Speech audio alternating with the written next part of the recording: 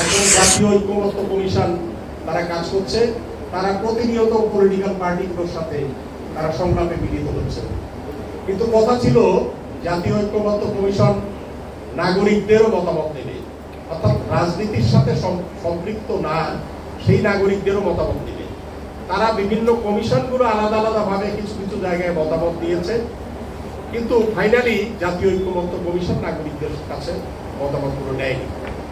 যে কারণে আমরা একেবারে মে মাসের 29 তারিখ থেকে শুরু করে জুলাই মাসের 22 তারিখ পর্যন্ত সারা দেশের 15টি জায়গায় আমরা একটা করে নাগরিক সংলাপ করেছি এবং সেখানে সব জেলা, যেমন রাঙামাটিতে যখন হয়েছে তখন রাঙামাটি, খাগড়াছড়ি, বান্দরবান সেখানকার সিভিল সোসাইটির যে প্রতিনিধি তাদের নিয়ে আমরা বসেছিলাম। আমরা একসাথে কাজ করি দলমত নির্বিশেষে, কারণ সুযোগের কাজটা হলো আমাদের নাগরিকদের অধিকারটা প্রতিষ্ঠা করা। তো অধিকার প্রতিষ্ঠা করতে আমাদের এখানে অনেক দুঃখ আছে, কষ্ট আছে, এগুলো দূর করার জন্য সবাই হাতে হাত মিলিয়ে আমরা কাজ করি। ডিবেটেড জাগ্রত করুন, আমরা পারস্পরিক বিশ্বাস আস্থা সৃষ্টি করি।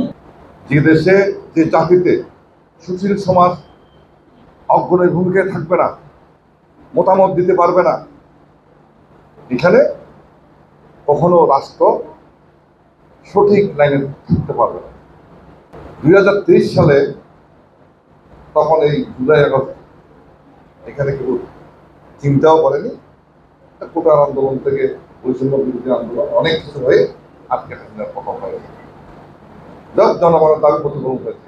আমার ভারপ্রাপ্ত সভাপতি বসুন্ধরা টিস্যু, অশুদ্ধতার বিরুদ্ধে এক বিন্দুও ছাড় নয়। তারেক রহমান বলছেন এই সুশীল সমাজকে অগ্রাধিকার দেওয়ার জন্য উনি 2 কক্ষ বিশিষ্ট সংসদ করার জন্য উনি প্রস্তাবনা দিয়েছেন। 31 দফা যে আমাদের কর্মসূচি আছে এখানে স্পষ্ট বলা আছে 2 কক্ষ বিশিষ্ট সংসদ হবে।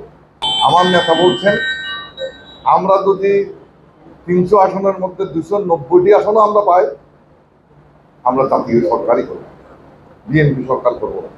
যে আসলে কি নাগরিকের জন্য সুশাসন না সুশাসনের জন্য নাগরিক? কিন্তু আমরা দেখি যে এখানে হচ্ছে যে দুটোই হচ্ছে অগ্নিপরিভাবে। আমি নাগরিক, আমি সমাজের একজন জনগণ, আমার সুশাসন দরকার। সুশাসনটা আসলে কার দরকার? জনগণের দরকার, নাগরিকের দরকার। তাহলে হচ্ছে কি নাগরিকের জন্য হচ্ছে সুশাসন লাগবে। তাহলে এই নাগরিকের সুশাসনটা কে নিশ্চিত করবে, কে পয়েন্ট আউট করবে? আমি রাষ্ট্রযন্ত্রকে আমাকে আপনার উপরে শাসন দিচ্ছি, আমি আপনাকে অধিকার দিচ্ছি আমাকে শাসন করার জন্য। তাহলে এই পলিসি মেকিং এর জন্য আমাকে পয়েন্ট আউট করে দিতে আপনি আমাকে কিভাবে শাসন করবেন, এই শাসন ব্যবস্থাটা আপনাকে আমাকে নির্ধারণ করে দিতে হবে, নাগরিক সমাজকে নির্ধারণ করে দিতে হবে আপনি আমাকে কিভাবে শাসন করবেন, রাষ্ট্রযন্ত্র কিভাবে আমাকে শাসন করবে। কাজে এক্ষেত্রে আমি মনে করি সমস্ত নাগরিকের দায়িত্ব, সমস্ত জনগণের দায়িত্ব নাগরিক শাসন সম্পর্কে, সুশাসন সম্পর্কে ওয়াকিবহাল হওয়া, একটা স্বচ্ছ ধারণা নিয়ে আসা।